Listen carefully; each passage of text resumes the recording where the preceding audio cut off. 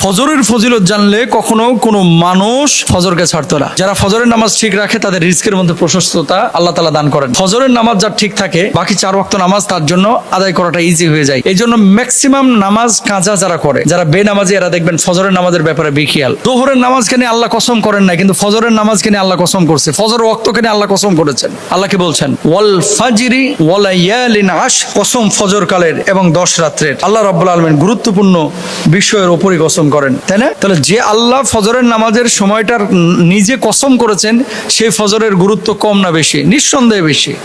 1 number. 2 number, ফজরের জামাতে উপস্থিত হতে পারা ইমানি শক্তির পরিচয়।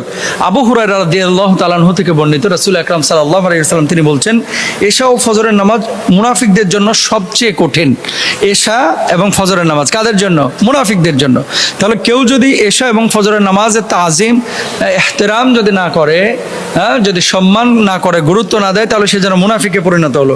এরপরে বলছেন, তারা যদি জানতো যে এই নামাজের পুরস্কার বা সওয়াব কত, তাহলে হামাগুড়ি দিয়ে হলেও ফজরে এবং এশারের নামাজে মসজিদে শরীক হতো। সুবহানাল্লাহ। বুঝেন, এগুলো বুঝেন, একটু বুঝেন, এগুলো বোঝা দরকার।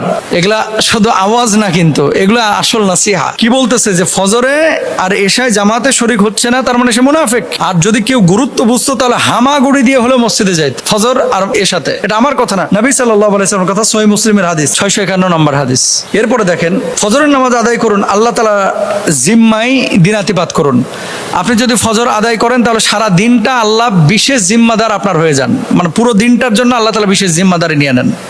নবীজি সাল্লাল্লাহু আলাইহি ওয়াসাল্লাম বলেছেন, মান সাল্লা সালাতাস সুবহি ফাহুয়া ফি জিম্মাতিল্লাহ, যে ব্যক্তি সকালবেলার নামাজ আদায় করে আল্লাহ তাআলার জিম্মায় সে চলে যায়।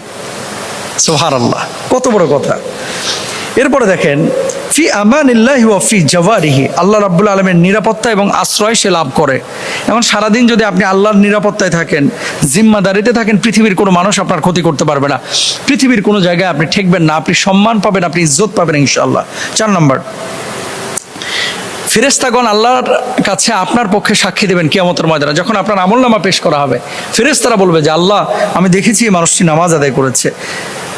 কারণ কি? ফেরেশতাদের পালা বদল হয়। যখন আপনার আমলনামাটা আল্লাহর সামনে পেশ করা হয়, ফজরের সময় এক গ্রুপ আসে, তারপরে রাত্রিবেলায় ফজরের সময় একদল ফেরেশতা আর আসরের সময় আরেক দল ফেরেশতা। এটা কিন্তু তাদের ডিউটি চেঞ্জ হয়। একদল ফেরেশতা আসমান থেকে আসে, আরেক দল ফেরেশতা আসমানে চলে যায়। তো যখন আমল আল্লাহর সামনে এইভাবে পেশ করে ফেরেশতারা আপনার ব্যাপারে, তখন তারা বলে যে, আল্লাহ, তাদেরকে আমরা নামাজরত অবস্থায় রেখে এসেছি। তখন আল্লাহ খুশি হন। 5, জান্নাতের সুসংবাদ।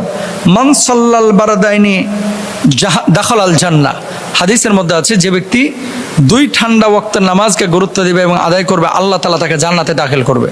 মানে ফজরের নামাজ, আসরের নামাজ। এরপরে 6 নম্বর, সারা রাতে ইবাদতের সওয়াব অর্জন।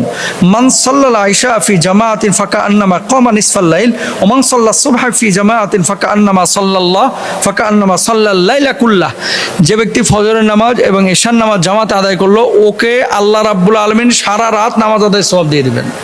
ফজর আর ইশার নামাজ কেউ যদি জামাতে আদায় করে। 7 নম্বর, ফজরের নামাজ আদায়কারী লাভ করবে আল্লাহর দিদার। সুবহানাল্লাহ। এরপরে হচ্ছে 8 নম্বর, জাহান্নাম থেকে মুক্তি দিবেন। নবীজি সাল্লাল্লাহু আলাইহি ওয়াসাল্লাম স্পষ্ট বলেছেন, যে ব্যক্তি সূর্যোদয়ের ও সূর্যাস্তের পূর্বে ফজর ও আসরের নামাজ আদায় করে, সে কখনো জাহান্নামে প্রবেশ করবে না। আল্লাহু আকবার। 9 নম্বর, দুনিয়া এবং দুনিয়ার মাঝের সব কিছুর চাইতে দামি কিছু পেতে চাইলে রাকাত আল ফজরে খায়রুম মিনাদ দুনিয়া ওয়া মা ফিহা, ফজরের 2 রাকাত নামাজ দুনিয়ার মধ্যে এবং দুনিয়ার বাইরে যা কিছু আছে সবচাইতে উত্তম। এরপর আল্লাহর হাবিব 10 নম্বরে বলছেন, কিয়ামতের দিন নূর প্রাপ্তির সুসংবাদ। যারা এই নামাজগুলো আদায় করবে, বাশশিরিল মাশাঈনা ফিজ যুলামি ইলাল মাসাজিদি বিন নূরিত তাম্মা ইয়াউমাল কিয়ামাহ, অন্ধকারে পায়ে হেঁটে ফজরের নামাজ আদায় করতে মসজিদে গমনকারী ব্যক্তিদেরকে সুসংবাদ দাও, কিয়ামতের দিন তাদেরকে পরিপূর্ণ নূর আল্লাহ তাআলা দান করবেন। সুবহানাল্লাহ।